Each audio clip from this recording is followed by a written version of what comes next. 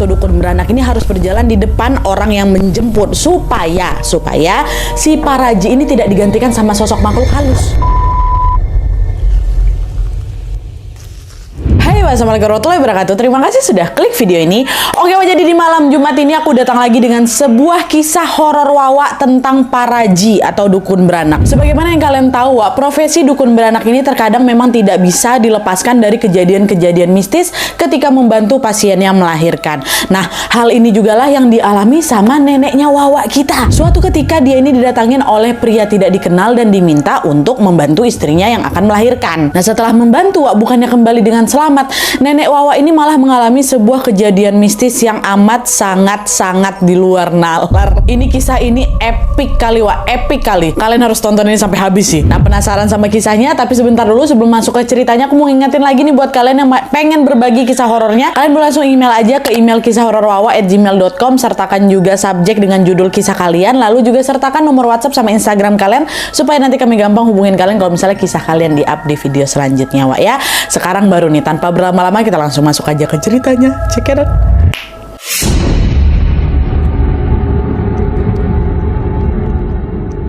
Oke, Wak, jadi kisah yang akan aku bawakan malam ini dikirim sama Wak kita yang bernama Nurma dari Banten. Halo Nurma. Nah, jadi pengalaman horor ini, Wak, dialami sama Nurma dan juga neneknya pada tahun 2002 lalu. By the way, Wak, atas permintaan Nurma juga semua nama di kisah ini sudah disamarkan untuk menjaga privasi keluarganya ya. Nah, jadi Wak, Nurma ini adalah anak kedua dari dua bersaudara. Ayahnya bernama Pak Asep dan ibunya bernama Bu Eis. Nurma ini punya seorang nenek namanya Nek Embai yang berprofesi sebagai Paraji atau dukun beranak. Nah, Nek Embai ini tergolong sebagai Paraji yang sangat tersohor gitu, Wak, di kampungnya karena nenek ini merupakan satu-satunya penolong bagi ibu hamil yang akan melahirkan. By the way, memang di zaman itu Nadia belum terlalu banyak bidan atau dokter gitu, nggak kayak sekarang kalau kata si Nurma. Dan sedikit informasi tentang kampungnya Nurma ini, Wak. Nurma dan keluarganya ini tinggal di sebuah pedalaman yang ada di Banten yang tidak begitu jauh dari pemukiman suku Baduy atau suku aslinya Banten. Dan selain itu, kampungnya si Nurma ini memang masih kental sekali, Wak, sama hal-hal mistis karena di sana tuh ada macam bangunan yang dikelilingi sama beberapa kuburan tua katanya, dan warga sekitar juga percaya bahwa lokasi ini adalah bekas tempat singgah kerajaan Sunda di masa lampau gitu loh, Wak. Dan tempat ini dikenal dengan sebutan Karuhun Dalem atau peninggalan leluhur gitu ya. Dan warganya juga menganggap bahwa bangunan ini tuh sebagai bangunan yang sakral karena di sana tuh pernah muncul beberapa barang-barang aneh, bisa dibilang kayak barang pusaka gitu loh, Wak. Macam pernah Nadia sebilah keris, ada sebuah patung naga emas, ada beberapa perhiasan juga, dan juga sampai ke sebuah selendang kayak gitulah. Nah, itulah ya tadi sekilas tentang kampungnya Nurma. Kisah horor yang dialami sama Nurma ini, Wak, bermula ketika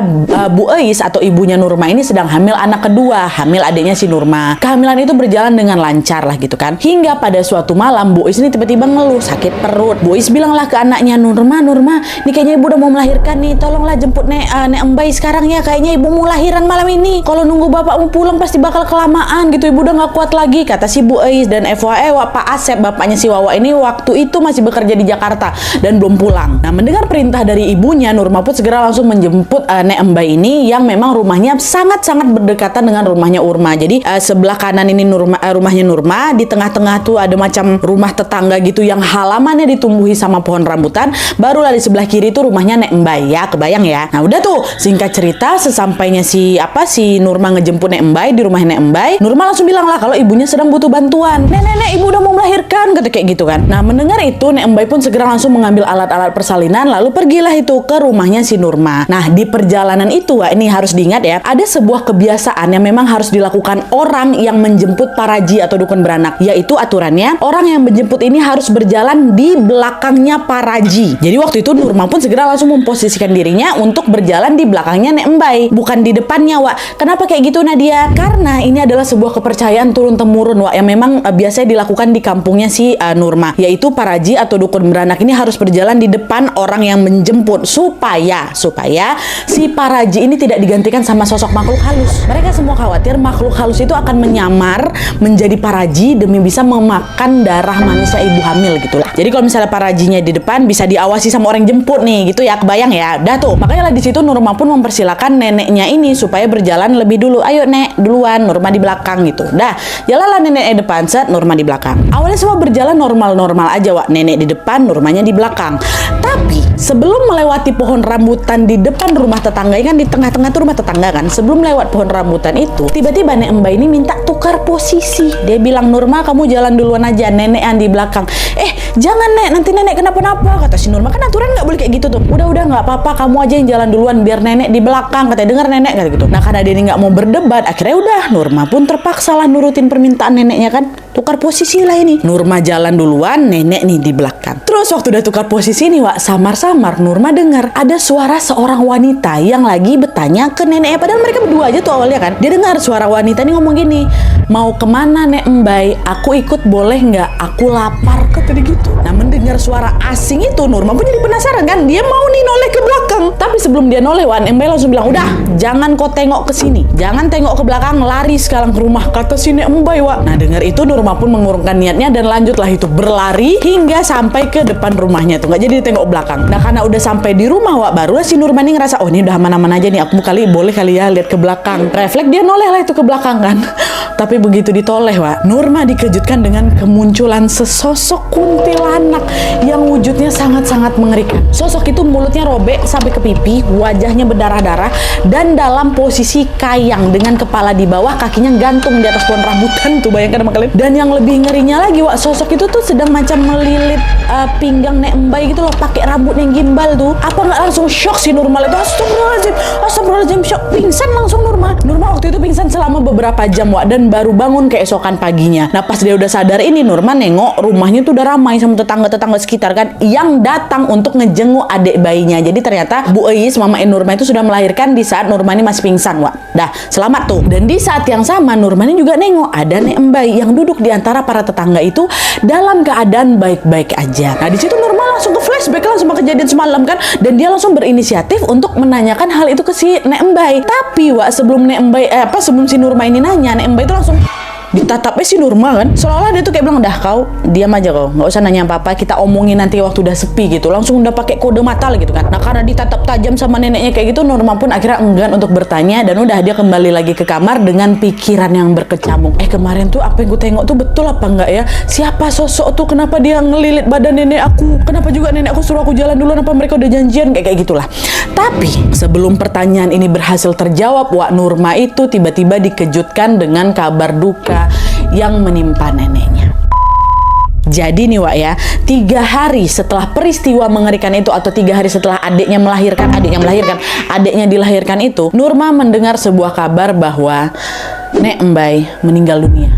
Neneknya tadi tuh. Pagi itu Nek Mbay ini ditemukan tidak bernyawa di atas kursi bambu atau ambin yang memang ada di depan rumahnya. Nah orang pertama yang menemukan jasadnya si nenek ini adalah seorang bapak-bapak yang memang kebetulan lewat, Wak, buat sholat subuh ke masjid. Neneknya tiba-tiba ada ditemukan nggak bernapas di situ tuh. Tapi meskipun meninggal secara tiba-tiba, keluarga Nurma ini nggak mikir aneh-aneh, Wak. Mereka menganggap bahwa oh iya, kematian Nek Mbay ini adalah hal yang wajar karena memang faktor usia. Nek Mbay pun juga udah tua kali waktu itu, Nadia katanya. Ada tuh kan, setelah dinyatakan meninggal dunia, berita kematian Nek Mbay ini pun langsung diumumkan lah itu lewat pengeras suara yang ada di masjid. Dan hanya dalam waktu yang singkat, Nadia, warga tuh langsung berbondong-bondong datang bertakziah ke rumahnya si nenek itu. Dibawanya lah baskom-baskom yang berisi beras tuh, kan biasa kayak gitu kan di kampung-kampung kan, ngasih beras kalau ada orang meninggal kan. Dan selain warga sekitar, Wak, warga dari kampung lain juga katanya berdatangan tuh untuk melayat si Nek Mbay ini. Secara memang nenek aku tuh paraji terkenal juga lah Nat waktu itu. Nah karena memang tamu yang datang itu berjumlah sangat banyak, Wak, Nurma pun berinisiatif buat menjaga di depan rumahnya Nek Mbay dan menerima beras-beras pemberian dari warga-warga ini.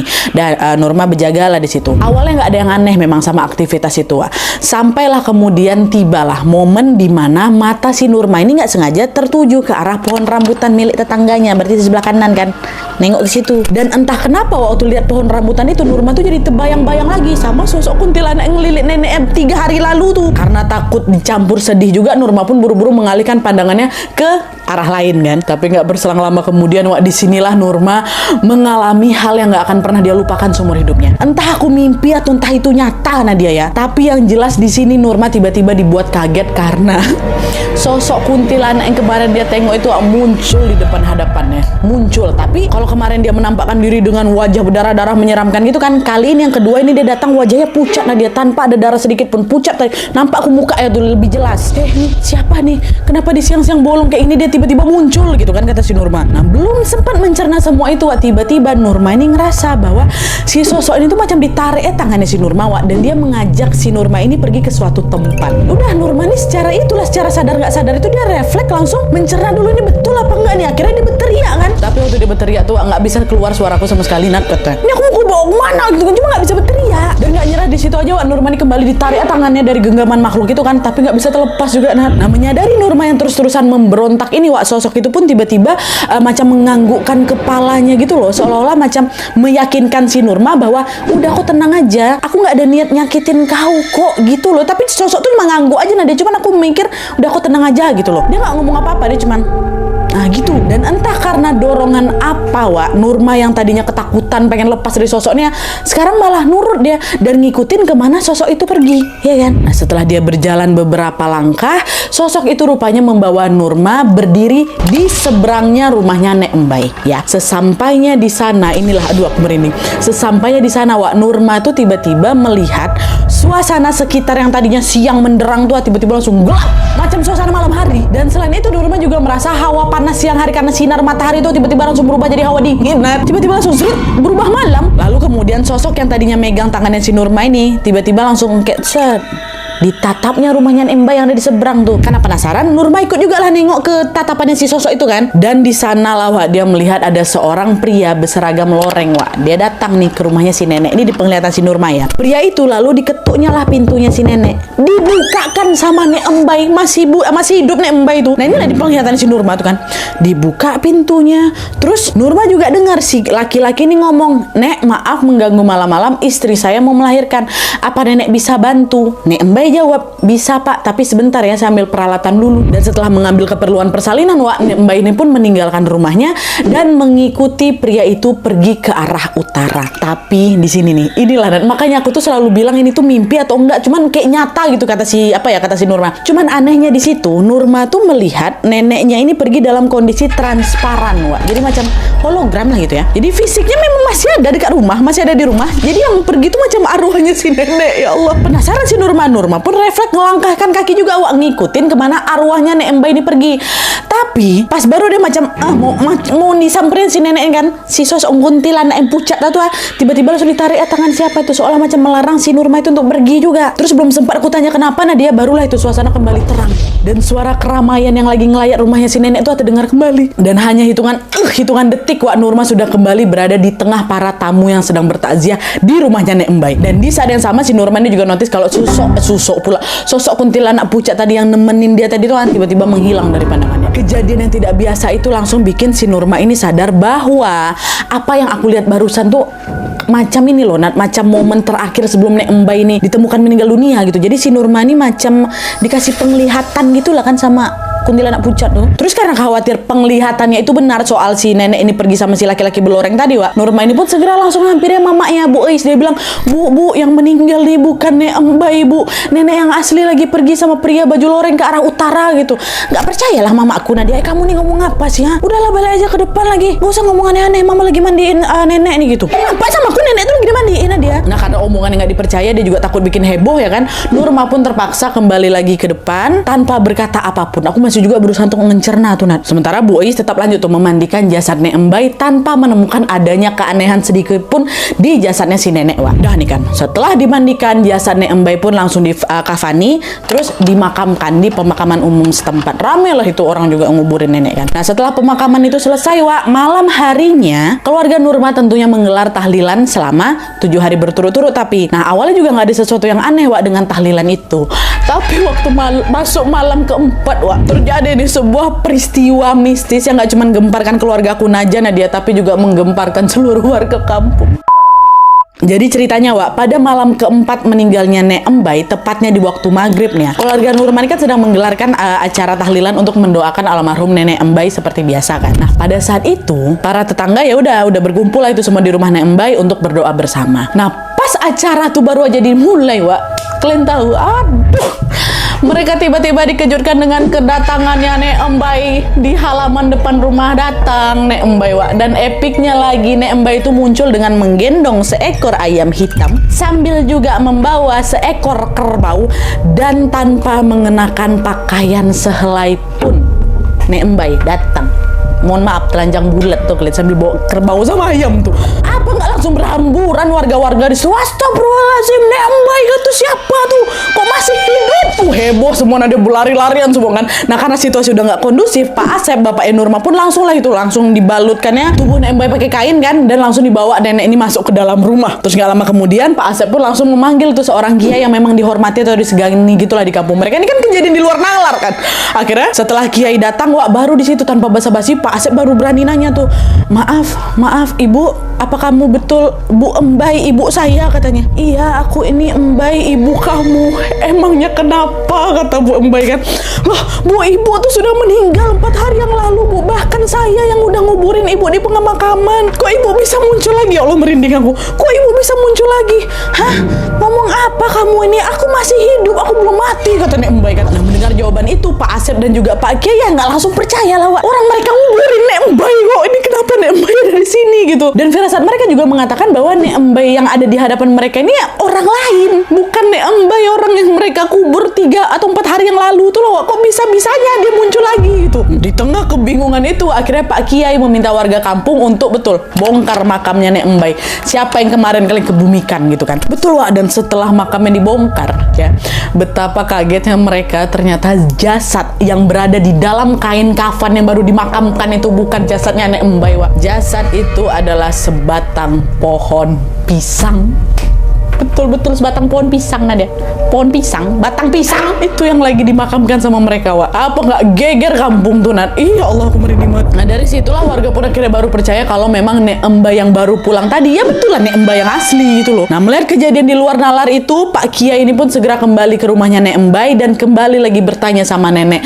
Nek Embai, jadi selama ini kamu kemana? Kenapa baru pulang sekarang? Kok bisa kemarin itu kamu ditemukan meninggal? Nah dengar pertanyaan itulah Nek Embai narik nafas panjang lalu bercerita tentang pengalaman mistis yang dia alami beberapa hari belakang. Nah sekarang kita masuk ke POV-nya Nek Embai, Wak. Ya aduh, ini makin seru, jangan kemana-mana kalian. Nah jadi ceritanya, Wak, pada saat itu di malam hari itu, Wak, Nek Embai ini sebenarnya lagi tiduran di ruang tamu rumahnya. Nah pas lagi tidur itu sekitar jam 2 malam tiba-tiba dia dengar ada orang yang ngetok pintu dia. Pas dia buka, nenek tuh nengok ada seorang pria berseragam loreng yang memperkenalkan dirinya dengan nama Pak Kardi. Nah Pak Kardi ini minta tolong Nek Embai untuk membantu istrinya yang akan melahirkan. Sebagai satu-satunya para haji yang ada di kampung itu, ya udah Nek Embai pun akhirnya ya setuju-setuju aja kan diajak sama Pak Kardi. Walaupun tengah malam kayak gitu udah biasa lah gitu kan orang beranak tengah malam. Dan FYI, Wak, cerita Nek Embai ini persis sekali dengan kejadian yang dilihat sama si Nurma tempo hari kan. Nurma bilang apa? Dijemput sama laki-laki berseragam loreng, mah. Emang betul ternyata nenek juga ngalamin itu. Udah lah nih kan, dah singkat cerita setelah menempuh perjalanan jauh, Wak, Nek Embai ini pun akhirnya tibalah di kampungnya Pak Kardi. Pada saat itu Nek Embai ini sempat ngerasa aneh karena dia ini sampai dalam waktu yang singkat, padahal dia ngerasa jarak yang dia tempuh ini kok jauh kali gitu. Cuman singkat, macam singkat tapi kok kayaknya lama kali aku jalannya gitu loh. Nah meski merasa ada yang aneh, Wak, Nek Embai ini pun mengabaikan pikiran buruknya. Ya udahlah, nggak usah mikir aneh-aneh lah, aku kan tujuan aku kesini kan buat bantuin istrinya Pak Kardi gitu. Dah lah tuh Nek Embai pun lanjut berjalan lagi di kampung itu kan hingga sampailah dia di rumahnya Pak Kardi, Wak. Sesampai di sana Nek Embai ini dibuat takjub karena rumahnya Pak Kardi itu besar kali, mewah kali katanya. Tapi kekaguman itu tidak berlangsung lama karena kan memang nenek ini harus segera membantu kelahiran dari anaknya Pak Kardi kan. Dah tuh setelah melalui proses yang cukup panjang, akhirnya lahirlah seorang bayi laki-laki lucu dengan bantuannya Nek Embai. Dan setelah anaknya itu lahir, Pak Kardi ini nggak henti-hentinya mau jauh, terima kasih Nek, terima kasih Nek, terima kasih, pokoknya disanjung-sanjung kali lah itu Nek Embai, Wak, sama siapa itu. Dan selain berterima kasih, Pak Kardi ini juga bilang, Nek Embai jangan pulang dulu ya, setelah ini akan ada acara syukuran untuk memperingati kelahiran putra kami. Saya berharap sekali Nek Embai ini mau hadir dan ikut di acaranya itu, kata Pak Kardi. Nah karena dia juga sungkan menolak kan, Nek Embai pun bilang, oh iya Pak, siap, saya juga nggak buru-buru pulang kok, saya mau datang ke acaranya gitu. Udah lah tuh. Nah setelah mengiyakan, Nek Embai pun duduk-duduk lah itu kan di ruang tamu sambil menunggu acara itu dimulai. Tapi karena mungkin dia bosan menunggu, Nek Embai ini lalu berjalanlah ke dapur untuk melihat-lihat apa yang ada di sana. Nah di sana dia nengok ada banyak kali orang tuh yang lagi masak berbagai jenis makanan lah gitu kan. Dan keramaian itu juga membuat Nek Embai ini mikir, oh kayaknya Pak Kardi ini bukan orang sembarangan lah ini. Kelahiran anaknya disambut mewah kali, wah macam acara nikahan gitu. Memang rame kali Wak, katanya mau bikin acara heboh lah gitu. Dan pemikiran itu pun membuat Nek Mbak ini jadi semakin penasaran lagi gitu kan. Dia terus lah itu masuk ke dapur hingga tibalah waktu dimana dia dikejutkan sama gunungan cabai merah yang ukurannya besar kali, Nat, kata nenek aku, besar tangan orang dewasa. Cabai itu tapi menggunung. Nah, nengok pemandangan yang nggak biasa itu, refleksi nenek teriak, astagfirullahaladzim, katanya. Dan tepat setelah dia beristighfar, Wak, tiba-tiba terjadi gempa besar. Wah, diguncang dapur tuh. Dan di tengah guncangan itu Nek Mbak ini ngerasa tangan itu macam lagi ditarik sama seseorang. Dan setelah dia lihat orang yang narik dia itu siapa, Wak? Si Nurman. Dia bukan. Orang yang lagi narik si nenek Mbak ini adalah tetangganya yang sudah lama meninggal dunia. Namanya Mang Ujang. Ya ditarik, Ujang. Terus setelah gempanya berhenti, nanya lah langsung Nek Mbak, loh, ini Ujang ini. Loh, kok kamu masih hidup? Bukannya kamu sudah meninggal setahun lalu? Kenapa kamu ada di sini, Ujang? Dengar itu Mang Ujang tuh cuma tersenyum kecil aja, Wak. Iya Nek Mbak, ini Ujang. Saya sekarang udah kerja di sini dan saya juga sudah kawin lagi sama wanita lain, kata si Ujang kan. Nah, dengar itu marah lah Nek Mbak kan. Astagfirullahaladzim, Ujang, kok bisa-bisanya kamu nikah lagi? Terus setelah dia ngucap istighfar yang kedua kali ini, Wak, lagi-lagi gempa lagi tuh. Gempa, setelah istighfar lah gempa, terus mereda lagi kan. Nah, setelah gempa mereda, Nek Mbak lanjut marah lagi. Ujang, kamu nih jangan ngomong sembarangan ya. Apa kamu nggak kasihan sama anak istri kamu, ha? Anakmu sekarang udah jadi anak yatim, nggak ada yang nafkahi dia. Istrimu tiap hari tunggang langgang banting tulang cuma buat ngidupin anakmu. Kamu malah enak-enakan nikah sama wanita lain di sini. Ayo kita pulang, kata Nek Mbak. Nah, dengar ucapan itu, Wak, raut wajahnya Ujang pun langsung berubah sedih. Lalu dengan pelan dia bilang kayak gini, Nek Mbak, saya tidak bisa pulang. Soalnya jasad saya sudah hancur, katanya. Hah? Maksudnya gimana nih? Aduh, merinding. Merindingnya beda. Maksudnya gimana nih? Jasadmu udah hancur. Jadi aku sekarang ada di mana, kata si nenek. Nah, belum sempat pertanyaan itu terjawab, Wak, Mang Ujang ini tiba-tiba memberikan seekor ayam camani atau ayam hitam. Dia bilang sama nenek, kalau nanti nenek Mbak pulang, saya titip ayam ini, tolong kasih ke istri saya. Suruh dia rawat ayam ini sampai dia beranak pinak. Tapi induknya jangan dijual. Yang dijual anak-anak aja. Dan selain itu, ya ingat nih, selain itu, tolong kasih tahu ke istri saya untuk membongkar uang tabungan yang saya simpan di dapur dekat tungku. Pakai uang itu untuk membiayai anak kita. Itu kata Ujang, Wak, ya kan. Mendengar permintaan itu, Nek Mbak cuman ngangguk-ngangguk aja tuh dengan wajah yang penuh keheranan, Wak. Nah, ngeliat Nek Mbak yang kebingungan itu, Ujang nanya lagi, kenapa, Nek? Nenek bingung ya? Ini saya kasih tahu ya, Nek ya.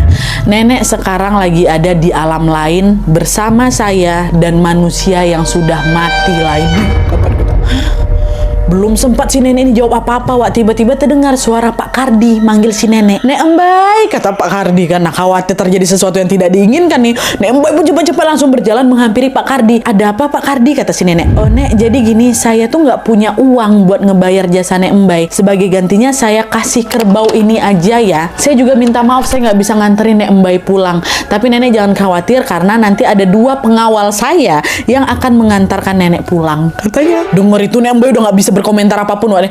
Iya, Pak, siap gitu. Dia cuman iya jadi pengen pergi juga dari situ kan. Udah tuh akhirnya singkat cerita Nek Mbak pun berjalanlah pulang sambil bawa itulah ayam sama kerbau itu, ditemani 2 orang pengawalnya Pak Kardi. Terus udah jalan gitu kan. Terus sampai di persimpangan jalan, Wak, salah satu dari pengawal itu bilang pakai bahasa Sunda lah gitu, yang kurang lebih artinya kayak gini, Nek, kami cuma bisa nganterin nenek sampai di sini aja. Rumah nenek pokoknya tinggal jalan lurus aja. Tapi nenek jangan pernah noleh ke belakang ya sebelum nenek sampai ke rumah. Dan selain itu, kalau nenek butuh apa-apa, nenek tinggal bilang, Ki entis kadia abdi boga kapitulung.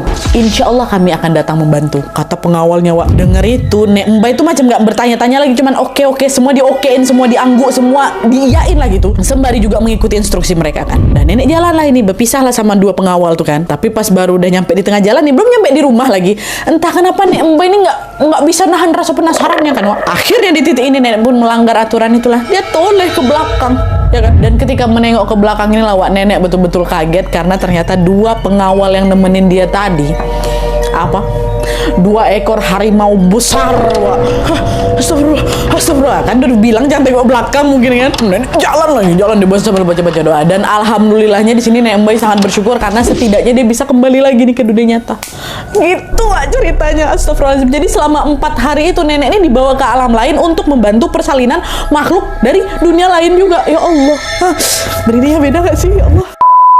Dah lah tuh kan, setelah mendengar semua cerita itu, Pak Kiai pun mengatakan bahwa Nek Embai ini sudah mengalami mati suri dan dibawa ke istana siluman harimau katanya, Wak. Pak Kiai juga bilang bahwa besar kemungkinan sosok Pak Kardi yang ngejemput si nenek itu adalah ya Raja Siluman Harimau itu. Sedangkan orang-orang yang Nek Embai lihat ada di rumah apa yang lagi ngerewang di belakang tuh, itu adalah arwah orang-orang yang sudah meninggal dunia, kata Pak Kiai. Dan ya udah, Wak, setelah kejadian itu Nek Embai pun kembali menjalani kehidupannya seperti biasa. Dia tetap melanjutkan profesinya sebagai paraji, tapi bedanya kali itu kali ini setelah kejadian itu ya, nenek itu jadi punya kemampuan goib gitulah. Katanya dia macam bisa memanggil harimau gitu untuk menjaga pertanian, perkebunan dan juga hutan milik warga. Dan ada juga cerita menarik lagi di sini, Wak. Jadi sebenarnya tuh awal-awalnya nih ya, kemampuan nenek yang baru itu awalnya ya udah cuma diketahui sama keluarga kami aja, kata si Nurma. Keluarga dekat kami aja lah. Tapi lama kelamaan berita ini berhembus juga didengar sama warga kampung. Dan ternyata ada nih sekelompok warga yang memang ingin membuktikan kemampuan barunya si nenek itu. Pada suatu ketika mereka datang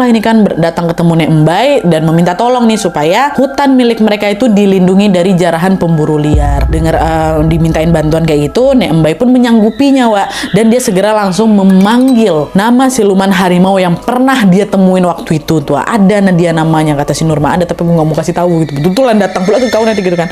Dan ternyata kemampuan Nek Embai ini memang betulan, Wak, dibuktikan, bukan isapan jempol aja. Karena tidak lama setelah itu tersiarlah kabar bahwa ada pencuri kayu di hutan yang ditemukan tewas akibat diterkam harimau. Dan kata Nurma, Wak, kabarnya sempat viral loh. Nah, dia sempat ramai dibicarakan masyarakat, bahkan sampai masuk koran setempat waktu tuh tahun-tahun itu. Kalian carilah info. Dan selain itu, Wak kita ini Nurma ini juga pernah menjadi saksi bahwa neneknya itu masih berhubungan baik sama sosok siluman harimau tuh. Jadi ceritanya pada suatu hari, Wak, Nek Embai ini tiba-tiba jatuh sakit. Terus dia ini macam nggak bisa meninggalkan badannya tidak bisa meninggalkan tempat tidur lah gitu, harus tidur terus gitu kan. Nah, khawatir terjadi sesuatu sama neneknya, akhirnya Nurma sama sepupunya yang namanya si Ani malam itu nginaplah di rumahnya Nek Embai. Nah, di sana mereka tidurlah di lantai dekat sama dipan yang memang ditidurin sama Nek Embai. Jadi posisinya Nek Embai di atas, mereka di bawah gitu kan. Ya supaya memudahkan nenek kalau misalnya butuh bantuan lah gitu. Awalnya nggak ada yang aneh, Wak, sama malam itu memang. Tapi sekitar tengah malam, aku sama si Ani ini tiba-tiba dengar ada geraman suara harimau gitu dari luar rumah. Dan geraman itu tuh makin lama makin terdengar kencang gitu loh, seolah-olah harimau tuh lagi ngelilingin rumah nenek itu. Aku dengar ada harimau. Takutlah mereka berdua. Langsung buru-buru naik semua ke atas kasurnya si nenek. Nah, Nek Embai yang lagi tidur terbangun gara-gara suara mereka. Nanyalah si nenek, ada apa nih? Kenapa kalian malah tidur di sini gitu kan? Nurma bilang, kami takut nih di luar ada suara harimau, kata. Dengar itu, aku tengok dia si nenek ini macam dipejamkannya matanya langsung, habis itu dia macam komat kamit, macam sebutin apalah nggak tahu aku. Dan setelah nenek kayak gitu tuh udah geraman harimau tuh tiba-tiba menghilang dengan sendirinya gitu. Dan setelah peristiwa itu Nadia udah nggak ada lagi peristiwa mistis sampai akhirnya pada suatu hari tepat di malam Rabu, Nek Embai ini dinyatakan meninggal dunia karena sakit. Ini betulan karena sakit, Wak. Dan setelah neneknya dimakamkan, Nurma dan keluarga sesekali juga masih mendengar suara geraman harimau di samping rumahnya Nek Embai setiap malam Rabu tiba. Kali ini betulan meninggal, nenek nggak hidup lagi. Nah, suara geruman harimau yang datang itu seolah-olah menjadi macam saksi gitu loh, bahwa memang Nek Embai ini pernah berhubungan baik dengan sosok siluman harimau. Nah, Wak, jadi itu tadi kisah epik dari Nurma beserta neneknya yang pernah mengalami mati suri dan berkawan baik sama siluman harimau. Kisah ini betul-betul mind blowing kali kan, merindingnya beda nggak kalian? Iya kan? Dan kalian juga pasti masih penasaran ini tentang wasiatnya Mas Ujang tuh gimana? Nah, dia itu beneran apa enggak nih? Nah, jadi sebelum meninggal dunia, Wak, Nek Embai ini memang sempat menyempatkan diri pastinya memberitahu lokasi tabungan yang disimpan sama Mang Ujang itu kepada istrinya. Neng, Abdi ketemu sama Mas Ujang, ini dikasih tahu lah semuanya. Dan setelah dicek, Wak, ternyata tabungan tuh betulan ada loh. Aduh, merinding lagi aku. Beda. Ada uang yang dikasih tahu Mang Ujang tuh ada, Wak, di situ. Dan dari situlah istri Mang Ujang pun lalu menggunakan uang itu untuk membiayai anak-anak mereka. Dan selain itu istri Mang Ujang ini juga mengembangbiakan ayam cemani tadi, ayam hitam tadi yang dibawa sama Nek Embai, di mana ayam itu berhasil beranak pinak dan sampai-sampai hasil penjualan dari ayam cemani itu mampu membuat keluarga mereka ini atau keluarga Mang Ujang ini hidup dengan sangat layak sampai sekarang. Bahkan kata Nurma nih, Wak, ya, kalau ada yang ingin cari ayam cemani dengan kualitas Yahut, kualitas bagus, nah mereka bakal datang loh jauh-jauh ke kampungnya aku tuh untuk ketemu sama istri Mang Ujang buat beli dari anaknya ayam cemani. Nah, tuh kerbau yang dikasih sama Pak Kardi ke nenek gimana, Nadia? Nah, kerbau yang dibawa sama Nek Embai itu akhirnya disembelih, Wak. Disembelih untuk acara syukuran ketika salah satu anaknya Nek Embai atau omnya si Wawa ini baru aja diangkat sebagai lurah setempat gitu ya. Percaya nggak percaya, Wak, tapi memang ya kejadian ini memang nyata dialami sama sama Nek Mbay dan juga sama Nurma. Aku juga percaya nggak percaya, tapi itu terjadi pula sama aku, Nadia. Kita tuh kadang juga nggak bisa bilang ini benar atau enggak, karena kita nggak ngalamin kan. Ini Nurma yang menceritakan, Nurma yang ngalamin, ya udah, mau percaya apa enggak kalian terserah kalian. Yang jelas kisah ini cukup bikin aku merinding dan nambah koleksi baru lagi. Ya. Dan sebelum aku menutup videonya, sama-sama kita doakan semoga almarhumah Nek Mbay diterima di sisi Allah Subhanahu wa taala dan keluarga yang ditinggalkan mendapatkan kesabaran dan diberikan kesehatan lahir dan batin. Amin ya rabbal alamin. Oke, Wak, jadi sekian dulu videonya. Terima kasih banyak yang sudah menonton. Kalau kalian suka video ini, klik like-nya. Jangan lupa komen di bawah untuk ide dan saran-saran untuk video selanjutnya. Jangan lupa nyalain notifikasi ya kalau kalian tahu. Jangan lupa nyalain notifikasi supaya kalian tahu kalau Jangan lupa nyalain notifikasi supaya kalian tahu kalau aku upload video baru. And as always, jangan lupa untuk klik tombol subscribe supaya kalian sama-sama tahu informasi menarik dan menegangkan dari channel aku. See you next video, bye. Aku kayaknya besok beli lighting lah sini ya. Kegelapan ya. Gimana lagi mendadak ya kan? Banding nggak ada video kalian. Nggak apa-apa lah, muka aku gelap kayak gini dulu. Ini aku beli lighting sini. Nggak bisa, ini aku tuh syutingnya di kamar. Kamar nih kecil. Lightingnya di atas kasur, di kasur ya nih. Ya udahlah, nanti kita beli lighting ya. Oke.